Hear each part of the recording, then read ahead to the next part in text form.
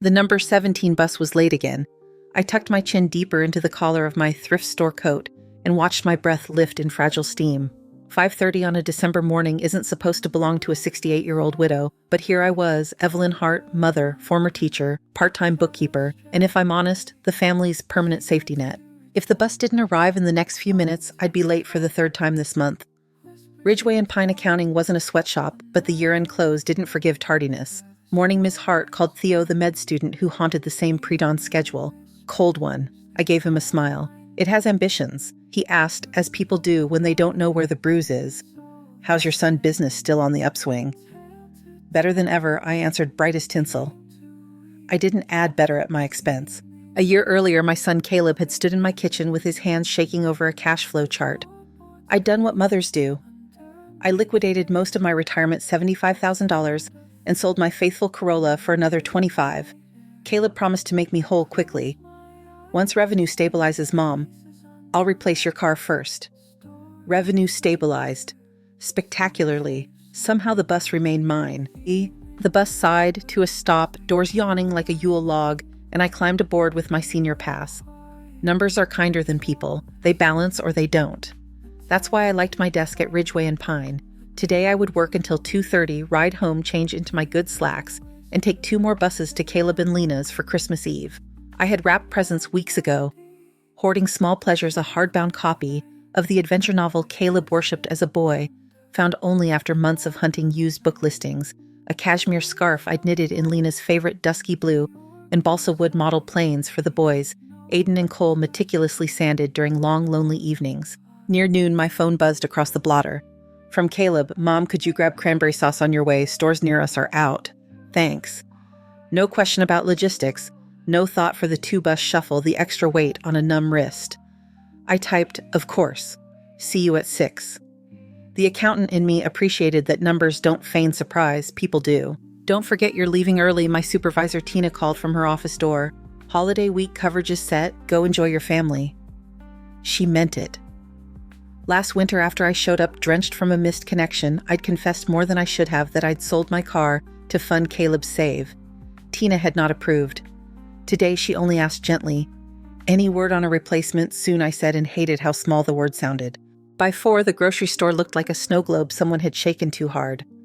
I elbowed my way to the canning aisle and found the last 2 cans of cranberry sauce, one for their table, one because I've learned you plan for dropped balls. The holiday schedule meant a long transfer, and I was 2 blocks into the final trek when a warm sedan pulled alongside. "Evelyn, absolutely not," said Rosa, my neighbor from the apartments. "Get in." I'm heading past Maple Ridge. I slid into the heated seat and tried not to exhale relief too loudly. "Still no car?" she asked, though she knew the answer. "Not yet." Rosa made a sound that meant men, and yet they live in Maple Ridge. I didn't reply. I don't disparage my child even when he behaves like one. Caleb and Lena's 2-story colonial wore its Christmas like a magazine, spread white lights mapped along roof lines, wreaths centered in every pane, the porch wrapped in garland that looked expensive because it was. I hefted my tote and the cranberry sauce. Despite the ache in my shoulder, warmth uncurled in my chest. It was Christmas Eve. Surely that still counted for something. Caleb opened the door, relief brightening his face. "Great, you got the cranberry sauce. No hug, no offer for the other bags." "Merry Christmas," I said, unwrapping my scarf as the tree's pine filled the foyer. Turkey and cinnamon threaded the air. Mom, Aiden, and Cole bounded in, lanky and earnest, in a way that alternated minute by minute with cool teenage slouch. "Is it true we can open one present tonight?" After dinner, Lena sang as she sailed from the kitchen in a red dress that would pay my rent for a month. "Evelyn, thank heavens about the cranberry. We couldn't have Christmas without it." She ghost-kissed my cheek and turned back to the oven. I set my carefully wrapped gifts under a tree layered in matching paper and professionally tied bows. "Can I get you something?" Lena asked the room. She handed Caleb a generous glass of red, and then as an afterthought tilted the bottle toward me. "Wine would be lovely," I said. The splash she granted my glass was polite, not generous. It's a small thing until it isn't. Dinner tasted as lovely as it looked. Conversation orbited Caleb's company, the boys' achievements, people Lena knew at the club. When I mentioned that Ridgway had bumped me to senior status, still part-time, but someone noticed, Caleb nodded. "That's great, Mom. More for the car fund."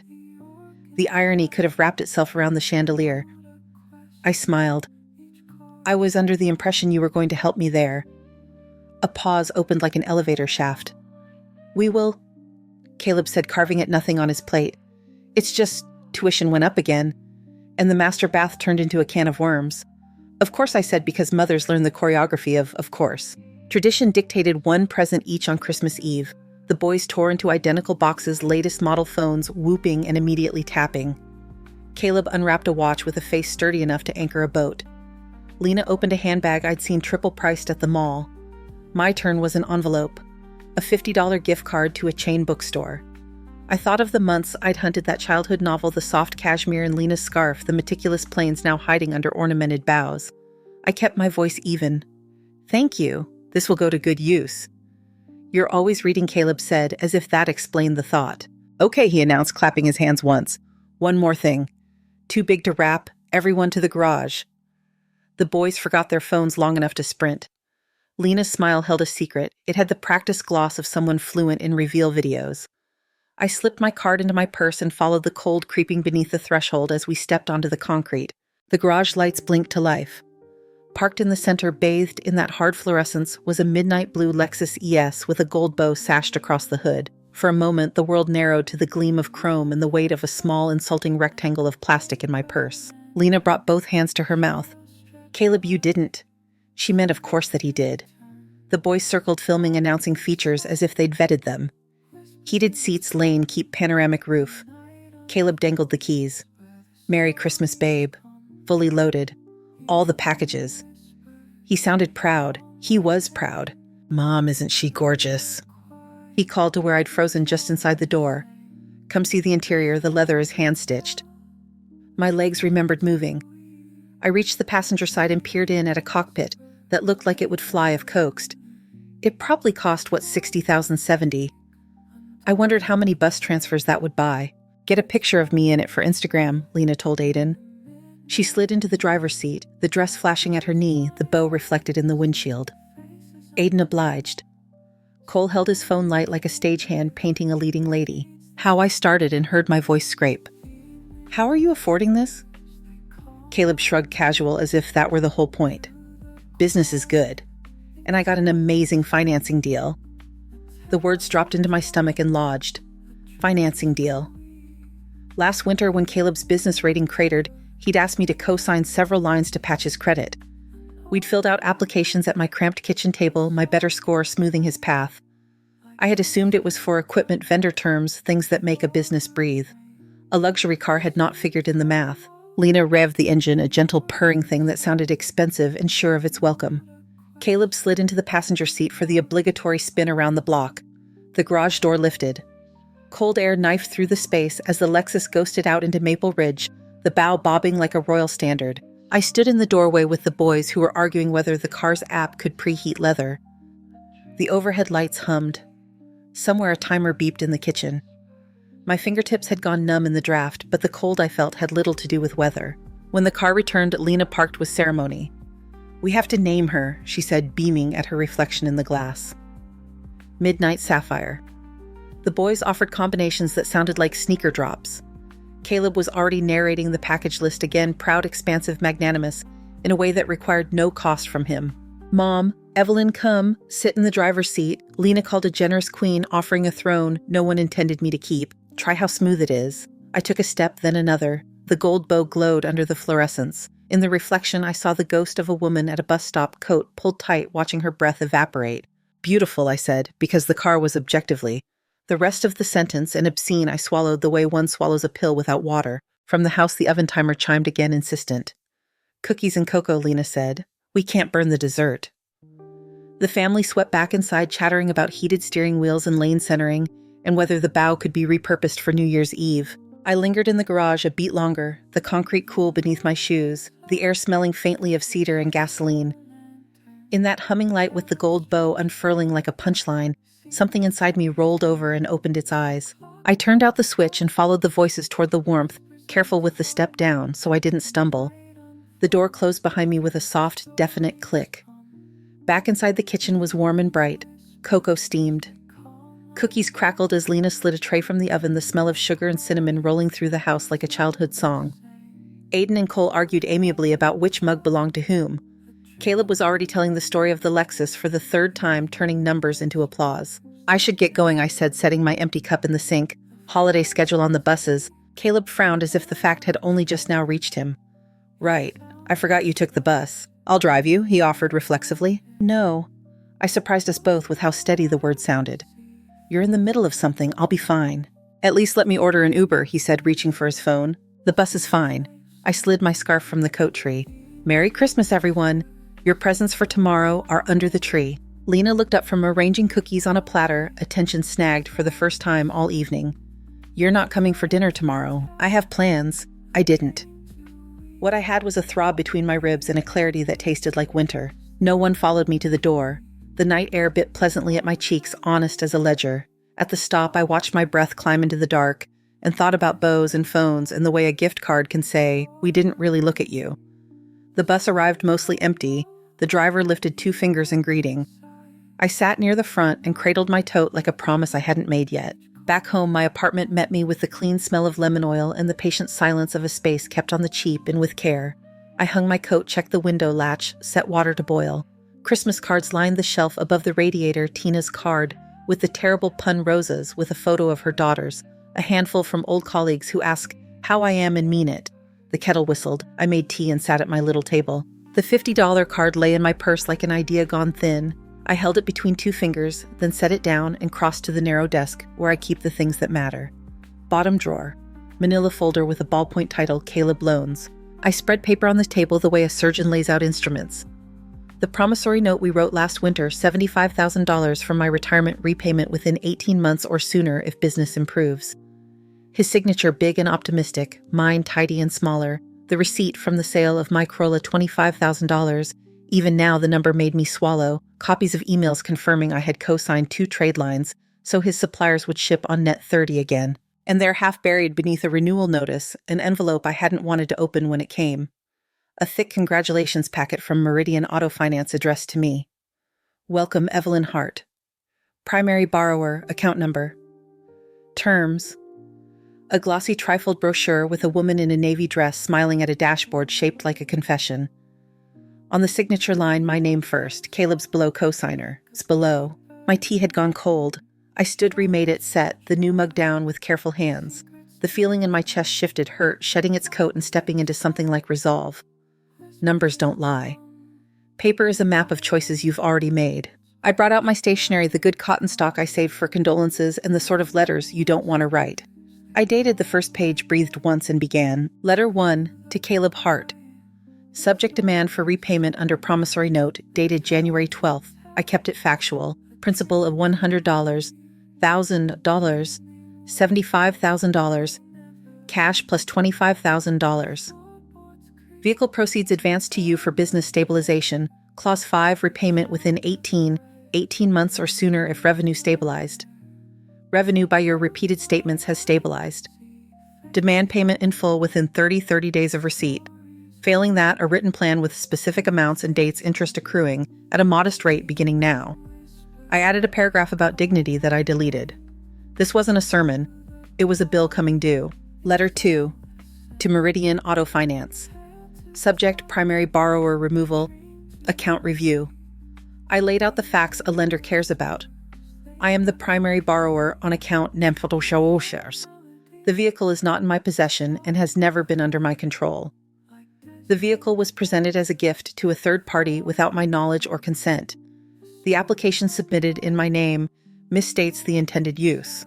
I requested firmly and politely that Meridian either remove me as primary borrower, substituting the cosigner as the responsible party after customary credit review, or B, initiate return of the vehicle under the contract's remedies. I asked that the account be flagged from further activity pending resolution. I included copies of the welcome packet, the signatures, the promissory note to Caleb. Letter 3, to attorney Anika Patel. Ms. Patel had helped a friend of mine draft a simple will last spring. I had her card in my desk. I summarized the situation, dates, amounts, documents attached, and requested a consultation regarding enforcement of the promissory note and any necessary steps with the auto lender. No theatrics. Just a retired teacher who knows how to number exhibits. By the time I signed the last page, it was past midnight and technically Christmas. Light snow spun against the window screen, turning the street lamp into a halo. I addressed 3 envelopes, sealed them with a damp sponge, and wrote certified mail in block letters on the upper left. On a sticky note, I wrote stamps, forms, receipts. I propped the envelopes by the door, a small white army facing outward. I slept badly, woke early anyway. Habit is a harness you don't have to buckle. I put on my warmest sweater, my boots, and the scarf Rosa knitted when I retired from full-time teaching. The post office opened at 8. I was there at 5 past the bell, over the door, chiming into a room that smelled like tape and dust and mild impatience. The clerk, Gabe, according to his pin, looked up and produced a practiced holiday smile. "Merry Christmas Eve again." "Morning," I said, and slid the envelopes across. "Certified, please. Return receipt on all 3. He weighed each one, printed green forms, smoothed the stickers with the flat of his hand. "You want the tracking numbers?" "Yes," I said, and wrote them in my notebook in tidy columns. The habit soothed me. Names and numbers, facts that behave. When he stamped the last receipt, he looked at me the way strangers sometimes do when they see more than you intended to show. "You okay out there?" "I will be." To my surprise, I heard that I believed it. Thank you. Outside, the snow had thickened into a sift that made the street look gentler than it was. I walked home with the green slips in my pocket and hung my coat by the radiator to steam itself dry.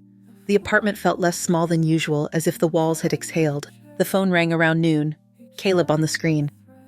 I let it buzz into voicemail and set the device face down. A few minutes later, it rang again. This time, he didn't leave a message, which told me more than words would have. When the third call came, I switched the phone off and made oatmeal with chopped apple because food does not require explanation. Rosa phoned in the afternoon, her voice a warm hand on my shoulder. "Dinner at my place at 6 if you want company. There's always a chair with your name on it." "I'd love that," I said, meaning it. The thought of being at a table where I am not a service provider felt like a luxury greater than heated seats. I opened the small stack of gifts from work friends, a blue scarf in the exact shade I always buy, when I can a paperback from my favorite mystery writer, a card to the little cafe where I sometimes treat myself to a scone after deposit runs. Small things, each one attentive. I cried for a minute quietly, the way you do when something fits without pinching. At 5, I dressed, put on lipstick because Rosa would notice if I didn't, and walked down the hallway past doors I know by sound. Laughter floated from one, the squawk of a toddler from another. Ordinary life doing its job. Rosa's table was a quilt of casseroles and jokes. Her daughter showed me photos from school. Her brother argued with me about pies as if it were an emergency. Someone asked, "How's your son? Did he ever replace your car?" A hush then. Rosa's look, a sideways warning. I took a breath and chose the truth. "Not yet," I said. "But I mailed some letters today." "Good," said her eldest, lifting a glass. "To letters." "To letters," I echoed and let the room hold me up for a while. Back home, the green receipts waited on the table like badges. I checked the tracking numbers online, watched the system cough them into life, accepted at unit. In transit to next facility. Tomorrow the letter to Caleb would arrive. The others would follow. I took out my notebook and under a neat list of the tracking numbers, wrote a line my father used to tell his students when they tried to haggle with grades. "A boundary is just a rule you finally keep for yourself." I underlined it once. The phone powered back on, lit, with a string of messages. "Mom, call me. We need to talk. Can you at least tell me what this is about?" The last one, "This feels extreme." I stared at the word and felt oddly calm.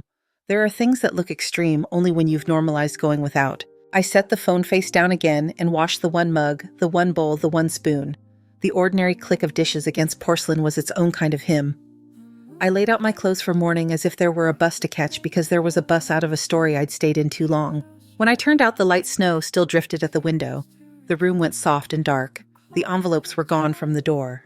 The first small movement of the machine had begun. By morning, the tracking numbers had turned into a breadcrumb trail, processed at distribution center, out for delivery. I checked them once, then forced myself to stop. If this was going to work, I had to let the machinery do its job. The first call came just before 10, a number I didn't recognize. "Ms. Hart.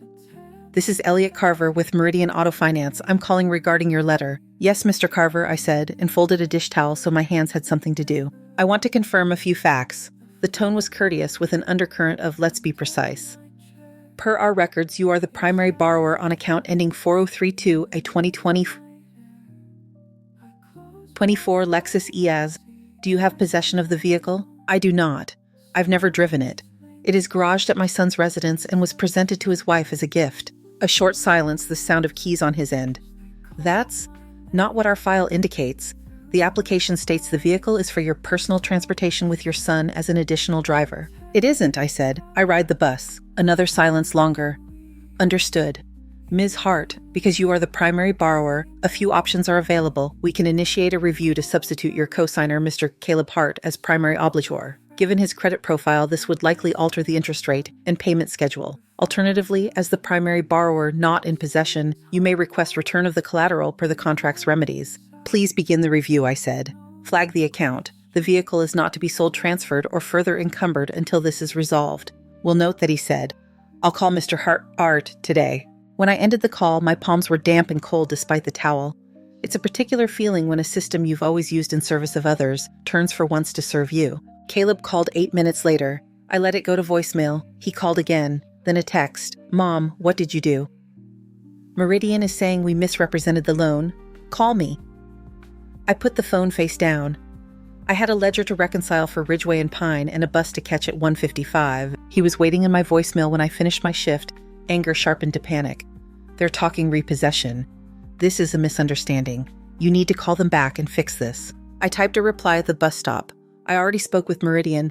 They will review the account. We can talk this evening after 6. This can't wait, he fired back. Heather is freaking out. After 6, I repeated and slipped the phone into my bag.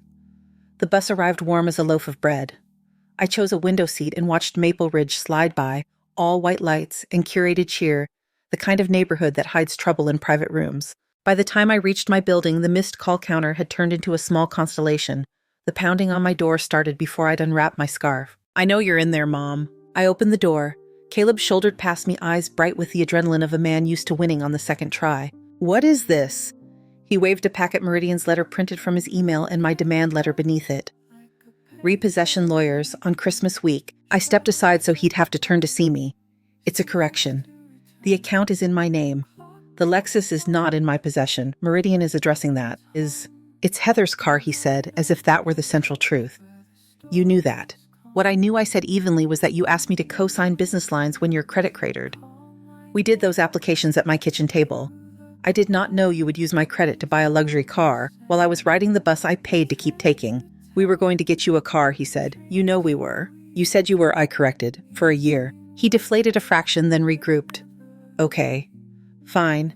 I should have handled the paperwork differently. But this, he flicked the Meridian letter, is nuclear. No, I said. It's paperwork. Nuclear was selling my Corolla to float your payroll. The words hit and he looked for a startled second like the little boy who used to bring me broken toys and ask if they could be unbroken. I sat down and gestured at the sofa. Caleb, we're going to handle this like adults who respect each other. You have my letter. I want my $100,000 back per the note you signed. If you can't pay in 30 days, propose a plan, specific amounts, specific dates, and we'll put interest on it going forward. He dropped onto the sofa, leaned forward with his hands tented. The posture he used when selling clients on timelines with more optimism than math. Mom, I can't cut a check for $100,000. Cash is tight. Year-end taxes, tuition. And a Lexus, I said mildly. He flinched. We can't sell it. We'll take a bath. You've already taken a bath, I said. You're just still wet. His phone buzzed Lena, and he answered, mouth tilted away. I'm at Mom's. We're talking. I know. Don't drive it. Yes, I told Meridian we're sorting it. He ended the call and scrubbed his face with both hands. I'm not trying to hurt you, he said, and for once there was no varnish on the sentence. I'm trying to keep the wheels on. I believed him. Intentions are real. Outcomes are too. This isn't about hurting anyone, I said. It's about repairs. You made promises. They have due dates. He stared at the carpet, then at me. Something eased around his eyes. What would make this right now? The car comes off my name, I said. Or it goes back to Meridian. And I receive an immediate payment, something that proves the plan isn't a new promise on top of old ones. He swallowed. If I sell the Lexus back to the dealer, they'll lowball me. I'm not your purchasing department, I said, but gentler than the words read. Do what you need to do, then email me a specific schedule and Caleb. He looked up. Stop asking me to fix your emergencies. If you sign something, you are the mop. He blew out a breath that wasn't quite a laugh. Okay. He stood the fight gone slack in his shoulders. At the door he paused. Mom, I didn't see it. The bus and the bow in the same room. I know, I said. I finally realized that my not seeing didn't help you see. After he left, I made tea and held the hot mug against my ribs. The apartment felt the way a classroom feels after the bell, quiet and possible. I checked the Meridian tracking again, contacted cosigner, review pending. I slept the kind of sleep I used to wish for my students on exam week. Morning brought a voicemail from Mr. Carver. We spoke with Mr. Hart. He understands the options. We'll have an answer within 48 hours. And a text from Caleb shorter than his usual meanders. Working on it. We'll send plan tonight. At lunch, my phone rang with a number I didn't know. I stepped into the hallway of Ridgeway and Pine and answered. Ms. Hartlina. I could hear clatter in the background cupboard doors, a pan set on a stove a little too firmly. We should talk, she said. The brittle shine in her voice had cracks. Go ahead, I said. I understand you're upset about the gift card, she began. This isn't about the gift card, I said, not unkindly but flat. Silence, I let it stretch. Okay, she said, a different woman under the first one. It's about the fact that I'm driving a car tied to your name while you wait for a bus. I didn't think about it that way. Neither did Caleb, neither did I for too long. More cupboards, a deliberate inhale. If we sell the Lexus, we can free up some cash. You'll still be short, but we can start. That would be a start, I said. Will you back off the lender if we do? The old Lena peeked through. I don't back off anything I said. Meridian will do their review. Either the car leaves my name or it leaves your garage. That's not a punishment, it's simple housekeeping. A pause that sounded like the first honest assessment she'd done all month. Understood, she said. I'll talk to him. By dusk, a message landed in my inbox with a subject line that read like, Caleb had Googled how to write to someone you've disappointed. Proposal, repayment, and vehicle. Mom, it began, then corrected Evelyn. I smiled despite myself. He'd written like a grown-up. Sale of the Lexus back to the dealer by Friday. Immediate transfer of $25,000 to me upon sale. Monthly payments of $1,250 beginning February 1st until principal and interest were satisfied. Interest at 3% annually calculated from the date of the original promissory note. Documentation to be drafted by a third-party attorney and signed by all parties. A paragraph acknowledging that the car had been financed under my name and that I had never had possession. A promise to cooperate fully with Meridian's review. It was more than words. It was dates and amounts. It was a plan. I replied with edits clarifying the interest calculation, specifying default triggers, stating that my future involvement in any lending related to him was zero now and forever. I CC'd Anika Patel, who responded within 10 minutes with suggested legal language that made the edges neat. At 9:12 p.m., my bank pinged. Incoming transfer $25,000. Yums. Description, initial loan repayment. I stared at the screen, every bit of the number real and sitting where it should have been a year ago. Some payments are money, some are proof. The next morning, Anika called. They've already sent over a draft agreement. Frankly, it looks decent. I'll tighten a few clauses, but I don't hate it. High praise, I said, and the laugh that came out of both of us surprised me. When the courier dropped the envelopes the following day, I signed on my lunch break, the pen scratching like a zipper closing a bag. Anika would handle recording the agreement and verifying the transfer schedule. Meridian called an hour later. We've approved the substitution, Mr. Carver said. Mr. Hart will refinance in his own name at a higher rate. Alternatively, if the dealer purchase falls through, we will proceed with recovery at your written request. Thank you, I said. I meant it in a way you don't usually mean it to finance departments. By Friday afternoon, another email arrived from Caleb Lexus sold back to dealer. The tone was flat and businesslike, at a loss. He didn't add the rest that the loss was a price of seeing clearly. I closed my laptop and opened a tab I'd kept tucked under other obligations for months, used cars within 20 miles. I filtered for mileage year and the dull, beautiful word, reliable. Saturday morning, Rosa drove me to 3 appointments, even though I told her I could take the bus. I like seeing you test drive dignity, she said, and patted my knee. The Honda Civic was neat as a notebook. The Toyota felt like coming home. The Subaru Forester, though, put something back in my spine I hadn't felt since I stopped driving higher seat, confident tires, a sense that winter roads and I could be on speaking terms again. The salesman talked features. I listened to the way my breath changed when I merged, and the way the wheel settled in my hands. You look decided, he said when we rolled into the lot. I am, I said. This one, please. Paperwork signatures, the little boy with the dealership balloon, who waved as though I had bought freedom instead of a car. 2 hours later, I slid the Forester into a spot by the conservation land, just past town, the snow packed on the trailhead lot, into ribbed frosting. I locked the doors, listened to the engine tick into silence, and walked. The trees stood black and elegant against a sky the color of paper. I thought about the last week, the bow in a bright garage, the green certified receipts, Caleb on my sofa, Lena learning the difference between show and substance, the bank notification, my name coming off a liability. I never owned the steering wheel beneath my hands. My phone buzzed.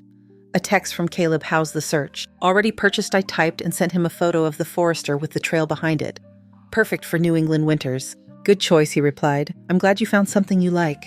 No requests, no hedging, just acknowledgement. Back in the apartment, I set the new key fob on the dish by the door where my bus pass used to live. I made soup and ate it with the kind of appetite that is about more than food.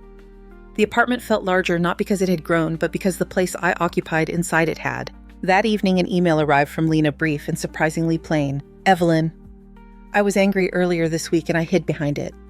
The truth is, the Lexus made me feel seen by the wrong audience. I'm sorry I didn't see you. Selling it hurt my pride, not my life. We'll meet our commitments.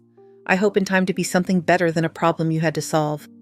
Lena, I read it twice, neither absolving nor scornful. Change begins with naming things correctly. At Ridgeway and Pine on Monday, Tina peered at me over the rim of her mug.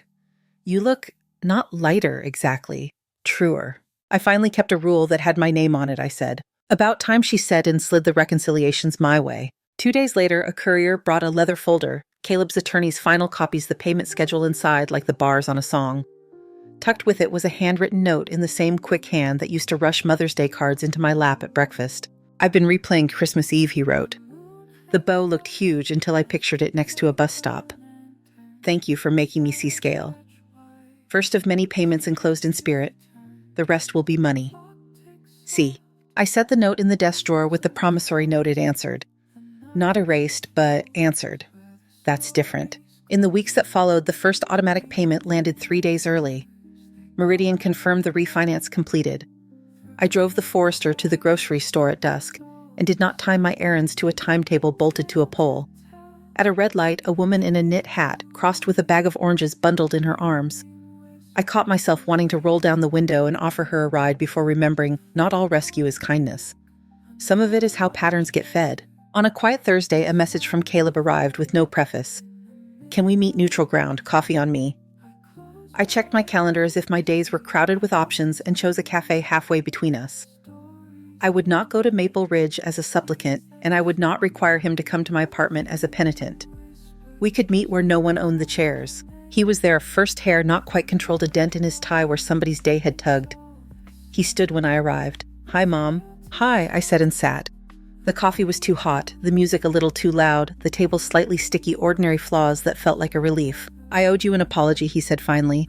Not the kind I give to oil a hinge, the kind that fixes the door. I waited. I took you for granted, he said, and his eyes didn't move. For years. The card just made it obvious. I forgot there's a difference between gratitude and respect. The first is a feeling. The second is work. Yes, I said. I want to do the work. I believed him enough for a conversation. Not for surrender. Good, I said. Work is specific. We sketched not a treaty, but a list. He would not bring me problems at crisis stage as a first step. I would not leap at the first hint of smoke. Invitations would be offered without assignments attached. Money would be papered always because love does not hate clarity. If either of us slipped, we would say so before the slip turned into a slide. When we stood, he looked at the door as if the next part of the day had weight he could neither dodge nor toss. Heather wants to invite you to lunch, he said. Just you and her. No show. She asked me not to frame it, so I won't. I'll think about it, I said, and meant the words in their exact size. Outside, the air had that late January bite that makes your breath look like speech. I watched it disappear and felt something I had not felt in a long, long time. Not relief, which always depends on something ending, but steadiness, which belongs to you. That Saturday dawned bright and brittle, the kind of day when the snow's crust glitters like a cheap dress. I put on boots and took the Forester north toward the trails. The lot was half plowed, the path a narrow cut through white. I walked until my thoughts found their own rhythm. When I came back, the key fob flashed its quiet welcome. I thought of a different key one I did not yet have that might mean entry without performance. On the kitchen counter that afternoon, I laid out the month's small paperwork utilities, a library overdue, notice I'd already paid because even accountants forget the envelope with the payment schedule ticking forward like a metronome. I smoothed each sheet with the side of my hand. A life is made of these little hand motions. The phone buzzed. A text from Lena, lunch next week. My treat. No agenda. Then a second, I know you like the corner table by the window at Parma Cafe. I asked for it. I smiled despite the old ache that still woke some mornings and asked if it needed coffee. I wrote back, Wednesday works, thank you. When evening came, I drove to Rosa's with a pie cooling on my passenger seat because Celebration likes pastry. She opened the door and inhaled. Apple. You're serious. Letters, I said, lifting the pan like a trophy. To letters, she echoed, and we ate the good kind of slice where the crust flakes against your tongue and the filling reminds you that sweet is better when the fruit has tart left in it. Later, after dishes and gossip and a gentle scold that I should buy new boots before the thaw, I drove home along streets that used to feel longer. The Forester hummed. The city moved through its winter shift salt lines on curbs, Kids with red noses, a man walking a dog, and a sweater knitted by someone who loved both of them. Lena chose the corner table at Parma Cafe, the one that stares out at the elm and the bus stop where the glass shelter always rattles when a truck rolls past. She stood when I arrived and surprised me by pulling out my chair. No speeches, she said, palms open, just lunch and the truth. The server poured water. The window sighed. We looked at each other without the old choreography. I was defensive, she began, because the Lexus felt like proof I mattered. It turns out it was proof of something else. To whom, I asked, did it have to prove it? She gave a small crooked smile. Not to the person who rides a bus at dawn, so other people can keep their image polished. She folded her napkin once. I'm sorry, Evelyn, not sorry if. I'm sorry. I'm listening, I said. I'd learned that not every apology is a key. Some are decals that peel in the rain. This one felt like metal. We've started unwinding the expensive parts of our life we didn't actually like, she said. No more club. Fewer shows of success. The boys are applying to the public STEM program. It's quietly better. Quiet is underrated, I said. The pasta arrived. We talked about ordinary things, Aiden's robotics team, Cole's short story about a girl who maps birds by their calls. When the check came, she reached for it and held my gaze until I let her take it. Part of the practice, she said, doing not just saying. The payments landed on schedule then early. Meridian confirmed the refinance had closed. My name was nowhere near the new contract. I pinned the lender's letter on the corkboard above my desk like a certificate. February brought late snow and the first swelling buds. I took the Forester out to the conservation road on Saturdays and turned into a woman who kept trail maps in her glove box. On weeknights, I started volunteering at the library's adult literacy class again. The first night back, a man in a work jacket sounded out steadfast like it was a new kind of tool and grinned when the word sat where he put it. I drove home with the windows cracked despite the cold. My 69th birthday arrived threaded with caution and cake. Rosa insisted on lunch and confetti that stuck to my sweater for days. When I returned, a package leaned against my door, brown paper string card tucked beneath the knot. For Evelyn, open when you're alone. Inside a photo book, simple and careful. Not glossy events, but small true moments, Caleb in a hand-me-down Halloween cape I had hemmed crooked. Me on a bleacher reading to two toddlers, who are now long-legged and arguing about who gets the front seat. A snapshot of my chalked equations the year I taught fractions to a classroom that thought numbers were magic tricks. Captions in Caleb's quick hand named what the photos didn't show. You made the costume at 1 a.m. You stayed after school because the bus was late, but the story wasn't done. You taught me that equal signs mean both sides deserve attention. On the last page, a new picture, Caleb, Lena, the boys standing next to my Forester, each holding a piece of paper. Together, the paper spelled, "Thank you for the line." Taped beneath was a house key on a short silver chain. It's not a symbol you have to wear, the note said. It's a literal key. You have a place here that doesn't come with a chore list. It startled tears out to me, the kind that feel neat and necessary, like rain that washes salt from a road. We tested the new shape of our family in practical ways. I brought dessert to dinner when invited and nothing when not. Invitations came without errands attached. Conversations started without ledgers hidden in the margins. When I forgot a Tuesday call because class ran late, no one tried to make it proof of a larger failure. They called Wednesday. Spring calcified into summer, and summer leaned into school lists. The second payment quarter clicked past in my bank ledger like a patient metronome. In late August, Caleb texted, "We can finish early if we tighten for 2 months. Do you prefer that I did?" In October, 2 months ahead of schedule, the final transfer landed, with the hum of a refrigerator at night, ordinary, dependable, done. A week later, he asked for coffee again, same cafe, same table. No dramatics. Debt settled, he said, placing a single folded page on the table between our cups. It was a copy of the promissory note marked paid in full in letters that pleased the clerk in me and soothed the mother. Financially, anyway, I don't think I can settle the other kind in one document. You don't have to, I said. That kind is paid in habit. He nodded. I'm learning a lot about habit. The year did the thing. Year's due showed up one day in a wool coat. I bought new boots before the slush, just as Rosa had ordered. The Forester earned a name Maple on a day when the hill up to the trail was a slick dare, and she took it with a steady patience I wanted to copy. December's light went thin and gold. I baked an apple pie on Christmas Eve because apples taste like insistence. When I pulled into Caleb and Lena's driveway, their smaller, happier house dipping its eaves under simple lights, Caleb was on the porch before I'd unbuckled. He hugged me in a way that didn't audition for any audience. Need help, he asked. Or should I just follow your lead and not assume? Follow, I said, and handed him the pie. Inside the tree wore a collection that looked like a life paper stars, a popsicle stick, reindeer missing an eye, a glass ornament that used to belong to my mother. The boys set the table. Someone's playlist had the good sense to leave space between songs. Dinner belonged to the kind of food that lets you relax lasagna salad that crunched in satisfying ways. Garlic bread the teenagers claimed credit for burning less than last time. We played a board game that has made enemies of kinder people. This time it made us laugh. When it was time for gifts, the stacks were modest and uncoordinated. Wrapping paper didn't match. The tape job on one edge looked like a child had negotiated with it and lost. Caleb gave me a small box. Inside on a thin chain lay a silver charm shaped like a tiny straight edge, the classroom kind inches etched in faint lines. "It's a little on the nose," he said, suddenly shy, "but you taught us how to measure again. Not by money or performance, by whether things line up." "It's perfect," I said, and meant the word the way carpenters mean it. Flesh true other pieces fitting because the first piece is honest. I handed him a thin, wrapped book, a first edition of a dog-eared paperback that kept me upright in the worst year of my marriage. I'd inscribed, "For the road you are taking, with love, from the person who now expects you to rest, when the map says steep." He laughed and then didn't, and I watched a new muscle work along his jaw. After coffee, I stood to go. Caleb walked me out with a container of leftovers and the careful attention of a man who is practicing care. At the car, he touched the hood as if greeting a dog that had finally learned its name. "You and Maple have plans tomorrow." "The trail," I said, "and then roses for cards." "Good," he said, and this still new, this still tender asked, "You happy, Mom?" Not in the vague way. In the Wednesday afternoon way. "I am," I said.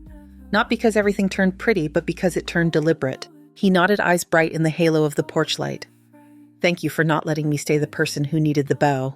"Thank you," I said, "for not asking me to be the person who held it." Driving home, I kept the radio off. The road lay black and clean. Street after street, small windows showed small lives. Someone chopping, someone swaying a baby. Someone alone, reading with their feet tucked under a blanket. I parked, carried the pie plate and the leftovers upstairs, and set the house key they'd given me months ago beside my own. 2 keys. 2 doors I could enter without shrinking.